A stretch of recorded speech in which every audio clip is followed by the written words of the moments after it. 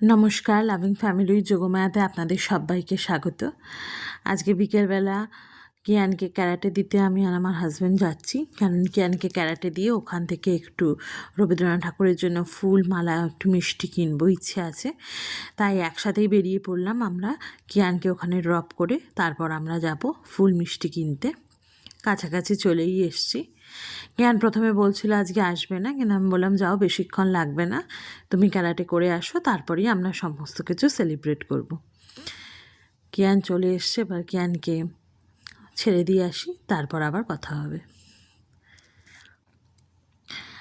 গাড়িটাকে দূরে রেখে আমি আর আমার হাজব্যান্ড একটু হাঁটতে হাঁটতেই এলাম, কারণ ফুলের দোকানের ওখানে গাড়ি পার্কিং করা যাবে না। তাই দূরে গাড়িটাকে থামিয়ে নিয়ে আমি আর আমার হাজব্যান্ড একটু হেঁটে সামনে এগিয়ে গিয়ে ফুলের মালা কিনবো। একদম রাস্তার সামনেই ফুলের মালা বসে, সেখান থেকে ফুলের মালা আর স্টিক কিনবো। চলেই এসেছি ফুলের মালার দোকানে। ওখান থেকে রজনীগন্ধার ফুলের মালা কিনলাম, কিন্তু ওখানে রজনীগন্ধার স্টিক নেই, তাই আবার বাড়িতে গেছিলাম। বাড়িতে গিয়ে ফুলের মালাটা রেখে নিয়ে তারপর আবার বেরিয়েছিলাম রজনীগন্ধার স্টিকটা আনার জন্য। আর এখানে বাড়িতে এসে সমস্ত কিছু সাজিয়ে নিলাম। আমি কিয়ানকেও বাড়িতে নিয়ে একদম চলে এসেছি। তারপর সব কিছু আমি রেডি করেই গিয়েছিলাম, ফুলদানিগুলো ধুয়ে দিয়েছিলাম। তাই হাজব্যান্ডকে বললাম তুমি একটু ফুলদানিগুলো নিয়ে আসো, আর এদিকে আমি টেবিলটাকে সেট করছিলাম। আর ফুলের মালা স্টিক সব কিনেই এনেছি।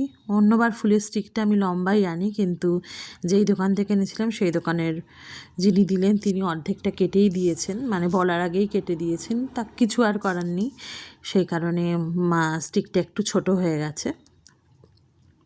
এনে এবার সুন্দর করে সাজিয়ে নেব, তারপর যা যা রান্না করেছি সেগুলো ঠাকুরের সামনে দেব। আর অন্যদিকে কিয়ানের বাবাও কিয়ানকে বলছে যে কবিতাটা একবার প্র্যাকটিস করে নাও। কিয়ান বলছে না, আমি বলতে পারবো। তাই ও আর বলেনি, কারণ অনেক দিন আগেই ওকে প্রিপেয়ার করিয়েছিলাম, তারপর তো এক্সামের জন্য আর সেরকমভাবে প্র্যাকটিস করানো হয়নি। তাই কিয়ানের বাবা আর মা বলছিল যে যাও, কবিতাটা একটু প্র্যাকটিস করে নাও, তাহলে তোমার বলতে সুবিধা হবে। যদি ছোটোবেলায় আমরা করতাম, কিন্তু এখন কিয়ান তো সেরকমভাবে কিছুই পারে না। তাই ওকে আমরা একটা কবিতা বলানোরই চেষ্টা করি প্রত্যেকবার 22শে শ্রাবণ কিংবা 25শে বৈশাখের সময়। ওর জন্য যেটা সহজ হবে সেটাকেই বলানোর চেষ্টা করি। গান বা আবৃত্তি করার মতন বয়সটা ওর এখনও হয়নি, বা অনেকে হয়তো বলবে হয়েছে, কিন্তু ও তো অতটাও প্রিপেয়ার নয়। তাই প্রত্যেকবার রবীন্দ্রনাথের একটা কবিতা আমি বলানোর ওকে চেষ্টা করি। আর এদিকে আমার গোছানো কমপ্লিট হয়ে গেছে। এবার কিয়ান তোমাদের সামনে রবীন্দ্রনাথ ঠাকুরের একটা কবিতা পরিবেশনা করবে। কবিগুরুর জন্মদিনে আমার ছোট্ট নিবেদন, রবীন্দ্রনাথ ঠাকুরের এত জিম্মেদার জমিদার, ছিনেদার জমিদার কালাচাঁদ রায়রা সেই বছর পুষেছিল এক পাল পায়রা। বড় বাবু খাটিয়াতে বসে বসে পান খায়, পায়রা মিনা ঝুলে খুঁটে খুঁটে ধান খায়, হাঁস হলো জলে জলে আঁকা বাঁকা রকমে, পায়রা গাওয়ায় সব বুক বুক বুকুমে। রবীন্দ্রনাথী পালন আমাদের হয়ে গেল, এবার ঠাকুরকে একটু খেতে দেবো। সকালবেলা আজকে তোমাদের বেশি কিছু রান্না করিনি, কারণ যে সকালবেলা আজকে বেশি কিছু রান্না করিনি আর ব্লগ করতে পারিনি, কারণ বিকেলে রান্নাগুলো করছিলাম ঠাকুরকে একটু দেবো বলে। এখানে দেখাচ্ছি, দাঁড়া, এখানে চিকেন রোস্ট করেছি, এখানে করেছি ছানার পোলাও, আর দেখাচ্ছি এখানে আমের চাটনি করেছি, আর করেছি এখানে ধোকার ডাল। এবার ঠাকুরকে একটু সাজিয়ে দিই, তারপর আবার তোমাদেরকে দেখাচ্ছি। কিয়ান একটা কবিতা বললো, ভালোই বলেছে। অনেক দিন আগেই ওকে প্র্যাকটিস করিয়েছিলাম, এখন আর রিসেন্ট আর প্র্যাকটিস করানো হয়নি, তাই একটু মাঝে মধ্যে আটকে আটকে যাচ্ছিলো। আর কিয়ানের আজকে ক্যারাটেও ছিল, ক্যারাটেতেও গিয়ে ওকে ফ্রেশ করে এনে, বৃষ্টি পড়ছে বাইরে, ফ্রেশ করে এনে আমরা তোমার মালা মিষ্টি সকল কিনতে গেলাম। এবার ঠাকুরের সামনে একটু সাজিয়ে দিই, তারপর আমাদের শ্বশুরবাড়িতেও একটু যাব, কারণ রান্না যখন করেছি আর ছুটির দিনও যেহেতু, সেহেতু মা বাবাকে একটু দিয়ে আসবো খাবার। চলো আগে সাজিয়ে দিয়ে নিই, তারপর আবার তোমাদেরকে দেখাচ্ছি।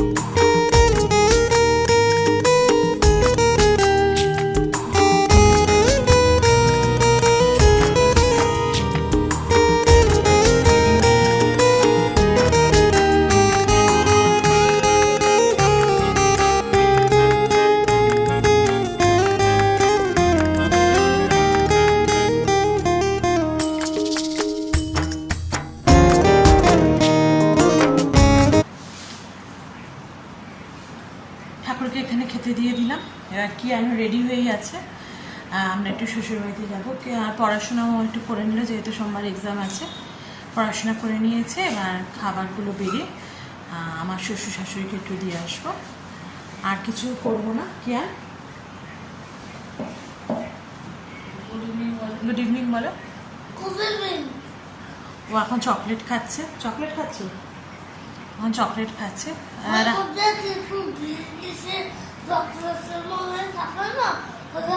মানে ফ্রুট অ্যান্ড নাট যে চকলেটটা আছে ওটা খাচ্ছে। ও ডিনার করা হয়ে গেছে, এবার আমার শ্বশুর শাশুড়িকে দিয়ে আসবো। দিয়ে এসে আমরাও ডিনার করে নেবো, যদিও বা কালকে রবিবার, কিন্তু তাড়াতাড়ি শুয়ে পড়বো, কারণ উঠে আবার কিয়ানকে পড়তে বসাতে হবে কালকে, যেহেতু সোমবার থেকে পরীক্ষা। তোমাদের সঙ্গে আবার পরে রাত্রিবেলা এসে কথা বলছি।